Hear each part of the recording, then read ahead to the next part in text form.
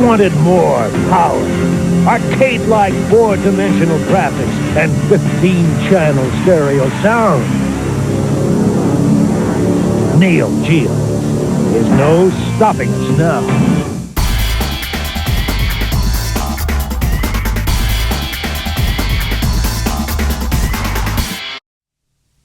Hello everyone, and welcome back to Player One Start. Today we're starting a new series on the channel, and that is the Ultimate Neo Geo Review. Now, to tell you the truth, this is actually the third series I am doing in the 16-bit war. In the previous two series, I took a look at the Sega Genesis and the TurboGrafx 16. And in this war, we're going to have them face off with the Neo Geo and the Super Nintendo to see which one was better. But before we get too far into it, we have to take a look at the history of each system, and I've already done that in the Sega Genesis and TurboGrafx 16, and now it's the Neo Geo's turn. But the Neo Geo is not actually a 16-bit console. Believe it or not, it's actually listed as a 24-bit system, but the processor at the heart of it is a Motorola 68000, which is the same processor that was used in the Sega Genesis. So it actually fits in a bit more with this war than we think, not just technology-wise, but time frame-wise. It did directly compete with the Nintendo Entertainment System, the Sega Genesis, and the TurboGrafx 16, and eventually the Super Nintendo, so we have to include it in this war. Something else to be aware of is that this system is actually not just a home video game console, but it was a line of hardware that SNK decided to put out to kind of bridge the gap between the arcade experience and the home experience. But before we get too far into it, don't forget to click on that subscribe button and the bell icon to be notified when I make future posts in this series, as well as other videos. Also, if you liked today's video, before the end, don't forget to click a like button on your way out. That said, let's go ahead and start taking a look at this company, SNK, that really got its start in video games about the time that everyone else did.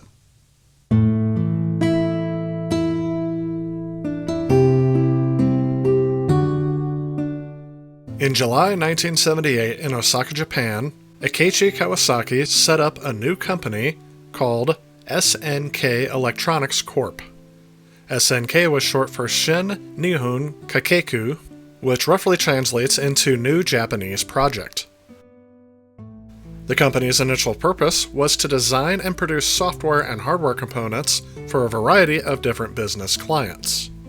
Soon after the company was founded, noticing the rapid growth that was occurring in the coin-operated video game sector, Kawasaki expanded the company's endeavors to include the development and marketing of standalone coin-operated games. The first of the titles to come out of SNK's new coin-op division was Ozma Wars in 1979. This game was a vertically scrolling space shoot-'em-up game, similar to games that were burning up the arcades at the time, like Space Invaders. In the game, the player controls a spacecraft that must fend off UFOs, meteors, and comets. Instead of lives, the player is given an energy reserve that is constantly diminishing. Getting hit by the enemies causes gameplay to stop momentarily, and a large amount of energy is depleted. Energy can be restored when every so often a mothership appears and the player can dock with it. The game then endlessly cycles through 3 or 4 recognizable stages, and only ends when the player's energy reaches 0. A short side note about this game is that it was considered lost for many years, until the software developers of the SNK 40th Anniversary Collection ended up finding an old arcade machine and reprogrammed the game from scratch. This was because SNK did not have any source files or anything related to this time period of their company's history, as Ozma Wars was not a huge success. This game was only monochrome, but because it was also a conversion kit for Space Invaders, it was able to use the same color overlay that the Space Invaders arcade cabinet used. In 1980, SNK released their next arcade title, Safari Rally, which is a maze game that you drive through and collect dots. Today these titles are remembered for being noteworthy as SNK's first 2 games. However, back in the day, they were not received very well and they were not a commercial success. However, things took a turn in 1981 when SNK released Vanguard, which is a side-scrolling space shoot-'em-up game that many people consider to be the grandfather of games such as Gradius and R-Type. Hoping that the success of Vanguard would translate well in North America, they licensed the game to Century for distribution, but ultimately started manufacturing and distributing the game itself when profits exceeded expectations. On October 20th of 1981, SNK Corporation of America was born. The company started out in a tiny office in Sunnyvale, California, with the intent of delivering its own unique brand of coin-operated games to arcades across all of America. The man chosen to run SNK's new North American operation was a man named John Rowe, who would go on to found Trade West and be the president and CEO of Sammy Studios. After the huge success of Vanguard, SNK shifted its focus solely towards the development and licensing of video games. Between 1979 and 1986, SNK produced a grand total of 23 standalone arcade games. Out of these games, the most successful was Akari Warriors.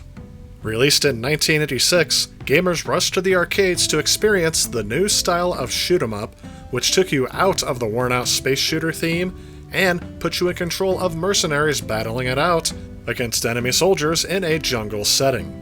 At the time, movies like Rambo: First Blood Part 2 were making all of the money at the box office, and players seemed eager to spend their quarters mowing down soldiers, tossing grenades, and seeking cover in foxholes just like their heroes were doing on the silver screen.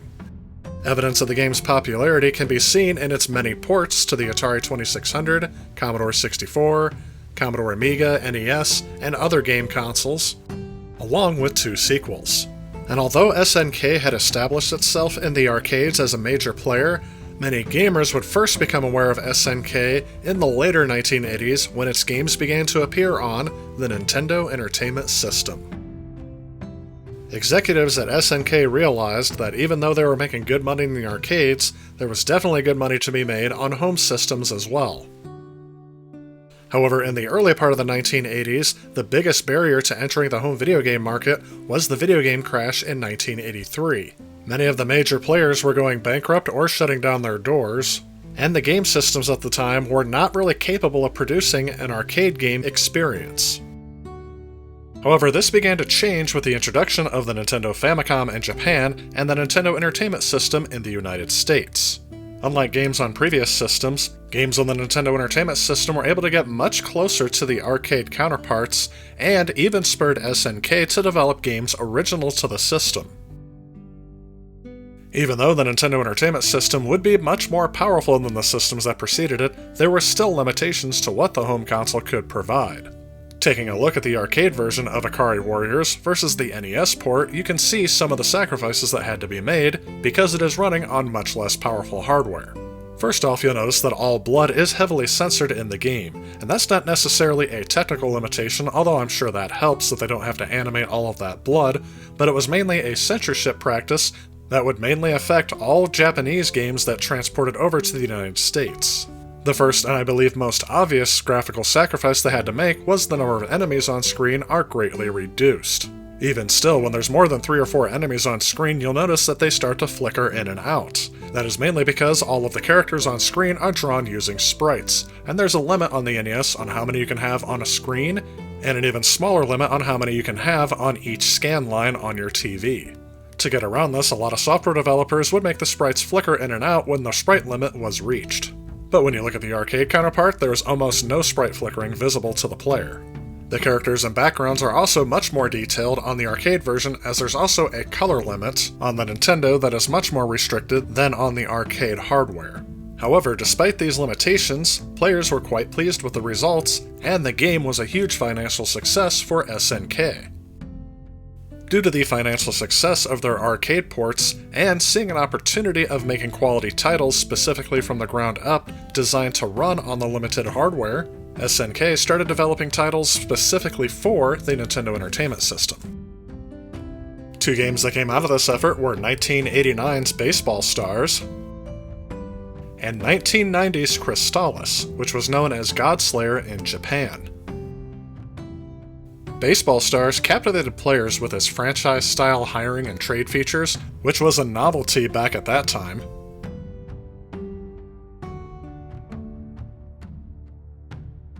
And Crystallis was SNK's answer to Nintendo's Legend of Zelda. It was an adventure-based RPG with a large overworld, tough bosses, and gorgeous cinematic cutscenes. But by 1989, the Nintendo Entertainment System was not the only home console that players had to choose from. Sega released their next generation of 16-bit hardware, the Sega Genesis, and NEC and Hudson Soft had released their version of the next generation system, known as the TurboGrafx 16. Along with these two systems came a huge competition which eventually evolved into what is known as the console wars of the early 1990s. Rather than choose sides in the war, SNK chose to refocus its efforts on the arcade market, leaving other third parties, such as Romstar and Takara, to license and port SNK's future properties to various home consoles of the time. However, the engineers at SNK had an idea on their hands that would revolutionize the arcade industry and potentially mean millions upon millions of dollars in revenue for the company. That idea would eventually evolve into a hybrid arcade and home console system simply known as Neo Geo.